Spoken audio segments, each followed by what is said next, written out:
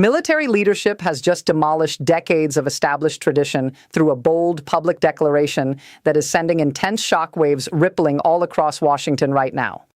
A group consisting of 38 active duty and retired military commanders, which includes 7 four-star generals among their number, have officially refused to acknowledge or affirm Donald Trump's authority in his role as commander-in-chief via a unified joint declaration that was made public less than 60 minutes ago. This action represents far more than some discrete diplomatic-style difference of opinion. This constitutes an outright, unfiltered rebuke delivered straight from the very individuals whose entire professional careers were deliberately constructed around the absolute principle of never challenging or defying properly elected civilian authority under any circumstances. Hit that subscribe button immediately, because everything that is currently unfolding in front of our eyes is going to completely dominate news headlines and discussions for many months going forward from this moment. So the obvious question everyone is asking becomes, what exactly pushed these highly respected leaders to reach such an extraordinary and unprecedented breaking point after so many years of disciplined restraint? According to the actual letter, which was obtained exclusively by several major news organizations precisely at 3:47 in the afternoon Eastern Time today, these commanders explicitly point toward a consistent 14-month pattern of deliberate decisions that have repeatedly placed narrow political goals and objectives far above genuine national security interests, while simultaneously weakening overall military readiness in very measurable and concerning ways. 3 particular incidents receive very specific and detailed call-outs within the document itself. First comes an abrupt and seemingly impulsive withdrawal order issued from a critically important Middle East intelligence collection post back in October that arrived only hours after a major campaign rally concluded, and without any prior meaningful consultation with the experienced field commanders who were actually responsible for that location. Second involves a completely blocked and canceled NATO joint training exercise originally scheduled for January, which was allegedly delayed specifically because the commanding admiral in charge had previously provided candid testimony before Congress concerning serious budget shortfalls that were affecting operational capabilities. Third, and by far the most serious of the 3 cited examples, is a directive dated February 9th that explicitly instructed the Joint Chiefs of Staff to deliberately hold back emergency equipment shipments destined for a forward operating base until certain named generals agreed to make personal appearances at a carefully staged White House event that was designed purely to celebrate and showcase military strength for public relations purposes. This goes well beyond ordinary policy disagreement or honest strategic differences of opinion. This represents the clear use of legitimate operational command authority as nothing more than a bargaining chip intended to secure political theater and personal gain. Here is the full broader context of what has actually been building steadily over time behind the scenes. Tensions existing between Donald Trump and senior military leadership have simmered quietly beneath the surface ever since his very first term in office began. However, everything truly shifted dramatically and irreversibly when a highly classified directive somehow leaked its way to members of the Senate Armed Services Committee, specifically on February 11th, clearly demonstrating direct and inappropriate White House interference in time-sensitive operational decisions that should remain strictly within the military chain of command. That particular directive allegedly carried Donald Trump's personal signature in clear view, and it ordered a full 72-hour hold to be placed on all critical resupply approvals necessary for a forward base that was facing an imminent and credible threat, with the explicit condition attached that 3 specific 4-star commanders must first agree to appear together on national television programs, openly praising and endorsing the administration's current defense policies without reservation. When members of the Senate Armed Services Committee finally had the opportunity to carefully review and examine this troubling document on the very next day, February 12th, Senator Michael Thornton, who serves as a Republican and who also happens to be a former Marine officer with significant experience, told his fellow committee colleagues privately that in more than 40 full years of dedicated public service, he had genuinely never witnessed anything remotely comparable to what he was now seeing laid out in black and white.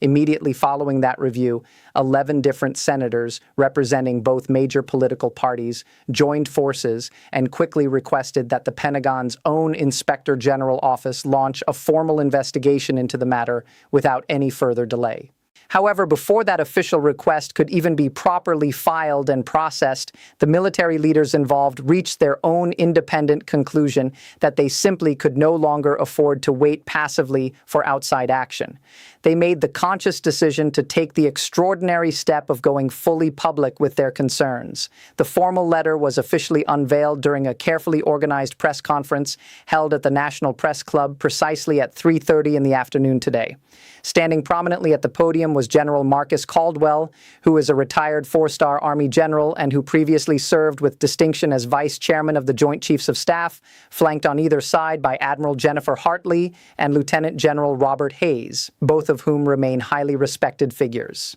General Caldwell proceeded to read the statement aloud in a measured yet resolute voice, saying, "We have faithfully served presidents representing both major political parties throughout our long careers, and we have never once publicly questioned or challenged legitimate civilian leadership until this moment. But we find that we can no longer remain silent when important decisions that directly affect the lives and safety of American service members are being driven primarily by narrow political calculations rather than sound military judgment." His voice noticeably grew firmer and more emphatic as he continued, "When a commander-in-chief begins treating actual military operations and the lives of those who serve as mere tokens to be casually traded away in exchange for desired political endorsements, that most fundamental compact which has sustained our system for generations is irreparably broken." When a retired four-star general, who brings 38 years of completely spotless and honorable service to the table, publicly declares without hesitation that a sitting president has violated the essential norms of civil-military relations, it sends one very clear and unmistakable signal to the entire country. The evidence supporting this conclusion must be so serious and so overwhelming that choosing to remain silent would itself constitute an act of betrayal toward the very principles we swore to defend. These individuals are not political opportunists looking to score points or advance personal agendas. These are people who deliberately spent their entire professional lives carefully avoiding any appearance of partisan involvement and who are now willingly placing everything they have ever built on the line because they genuinely believe the only alternative is to stand by passively and watch the entire military command structure begin to collapse in real time right before our eyes. Historically speaking, this kind of tension between civilian leaders and senior military officers is not something that is entirely new or unprecedented in American experience. President Truman made the difficult decision to relieve General MacArthur of his command back in 1951, specifically to preserve and reinforce the principle of civilian control over the armed forces. Colin Powell chose to raise legitimate policy concerns through established and proper official channels during 1993 rather than going outside the system. James Mattis opted to resign from his position quietly in 2019 and then waited nearly 2 full years before offering any form of public criticism directed toward Donald Trump personally. What makes the current situation dramatically different and far more alarming is that these leaders are refusing to wait patiently until they reach retirement status. They are not carefully softening or moderating their language to make it more palatable, and they are certainly not content to work quietly through private back-channel communications. Instead, they have deliberately chosen to stand directly in front of television cameras and declare in the clearest possible terms that an existential threat to the fundamental integrity of the United States military exists and is actively unfolding right here in the present moment. The letter itself organizes the full range of concerns into 3 distinct and carefully documented areas of serious worry. The first concerns operational interference supported by concrete documented evidence, showing that White House orders have repeatedly delayed time-sensitive military operations purely based on whether the involved commanders have demonstrated sufficient public loyalty and visible alignment with the current administration. The second area involves the politicization of military careers, where promotion decisions and key assignment choices have allegedly been influenced more heavily by an individual's perceived political alignment than by objective measures of professional competence and proven performance. The third, and perhaps most troubling category, describes an ongoing erosion of truly independent military advice, with senior commanders increasingly excluded from critical national security discussions whenever their professional assessments and recommendations happen to conflict directly with preferred political messaging coming out of the administration.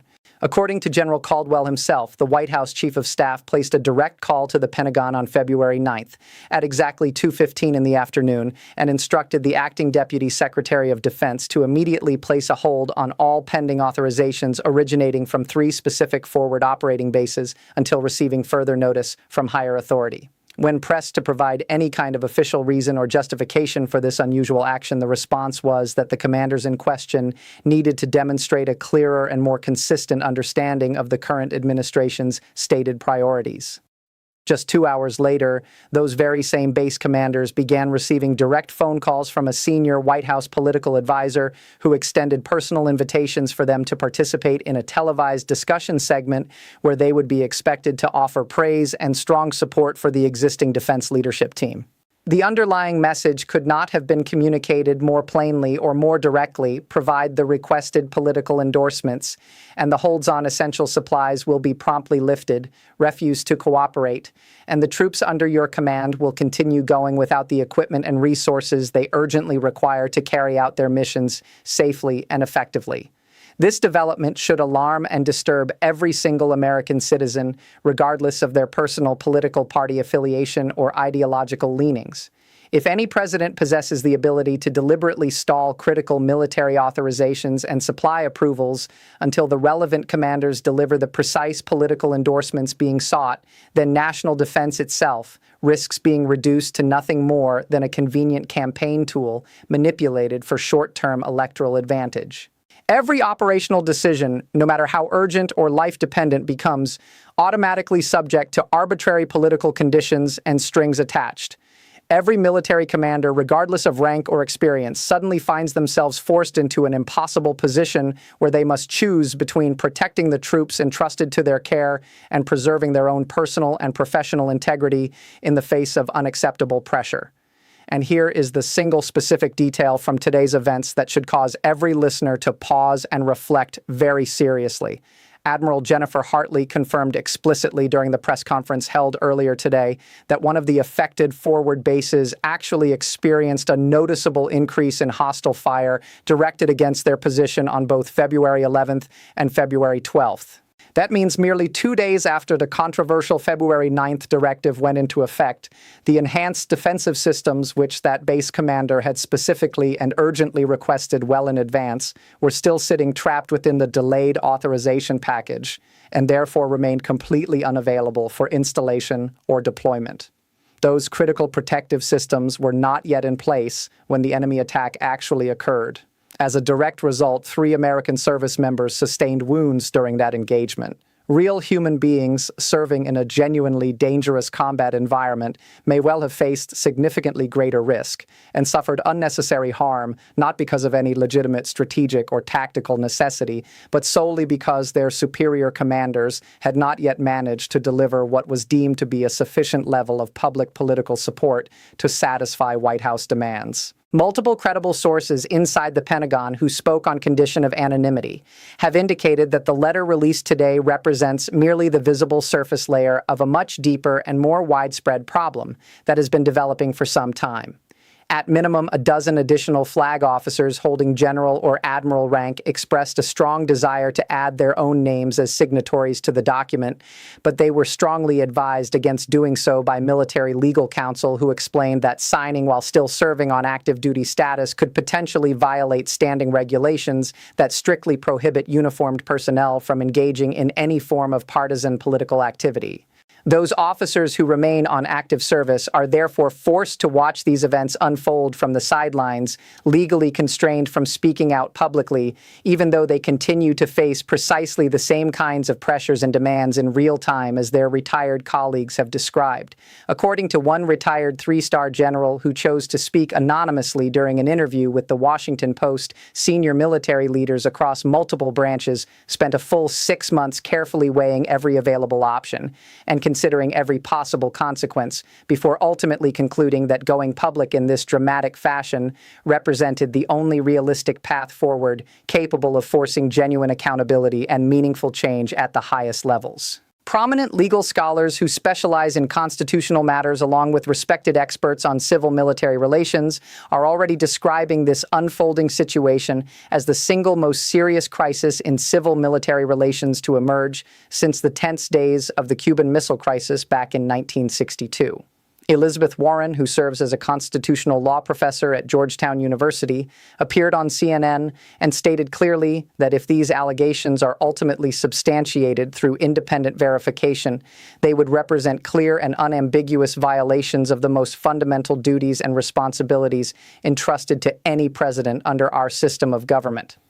Michael Chertoff, who previously served as Secretary of Homeland Security during the George W. Bush administration went even further, declaring that the specific conduct described in the letter could very well violate existing federal statutes that explicitly prohibit the improper use of government resources or authority for the purpose of advancing campaign or partisan political objectives. Even John Yoo, a widely recognized conservative legal scholar, made a notable appearance on Fox News, where he acknowledged openly that deliberately leveraging commander-in-chief authority as a tool to extract forced political endorsements from field commanders clearly crosses a bright-line constitutional boundary that ought to concern and alarm every American citizen, regardless of their views on other policy matters. The official response issued by the White House only served to make an already volatile situation worse rather than helping to calm or clarify matters. Instead of directly disputing the specific factual claims presented or voluntarily releasing the actual February 9th directive, along with any relevant context that might explain its issuance, the president instead chose to post a message to Truth Social at 4:23 in the afternoon, labeling the entire letter a disgraceful and coordinated attack coming from washed-up and bitter generals who were likely motivated by resentment over being passed over for promotions and possibly even compensated financially by Democrats seeking to undermine his leadership. In that same post, he singled out both General Caldwell and Admiral Hartley by name, calling them outright failures and pathetic losers who had long since lost any relevance. When the only available response consists of personal attacks aimed at discrediting the individuals presenting evidence rather than offering any substantive rebuttal or factual counter to the evidence itself, then the argument has effectively already been lost before it even begins. If the allegations contained within the letter were genuinely false or misleading, then the most logical and effective counter-strategy would have been to immediately release the original directive document in full, along with any supporting materials necessary to demonstrate that it had been misrepresented or taken out of proper context. Relying instead on personal insults combined with conspiracy-laden framing strongly suggests that no credible factual defense is actually available to offer in response. Here is precisely where things stand at this very moment. 38 military leaders who collectively possess impeccable records of service and unquestioned integrity have now publicly declared in no uncertain terms that the sitting president has violated the foundational compact that has long governed relations between civilian leadership and the professional armed forces of the United States. This situation has moved decisively beyond the realm of abstract theory or ordinary partisan policy disagreement. It now centers directly on the fundamental question of whether we as a nation are willing to accept and tolerate a system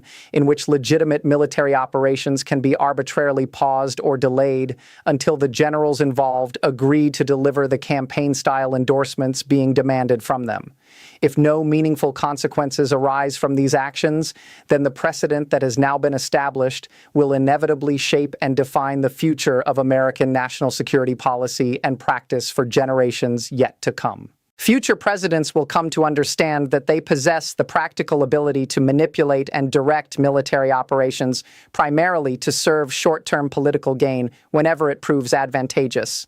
Future military commanders will quickly learn that career advancement and key assignments depend far more heavily on demonstrated political loyalty than on objective professional competence or battlefield performance. Future adversaries around the world will recognize that American military decisions may at times reflect domestic political considerations and internal needs far more than cold strategic calculation or genuine threat assessment. Keep watching this story very closely because it remains far from over and the implications continue to unfold in real time with consequences that could last for many years ahead.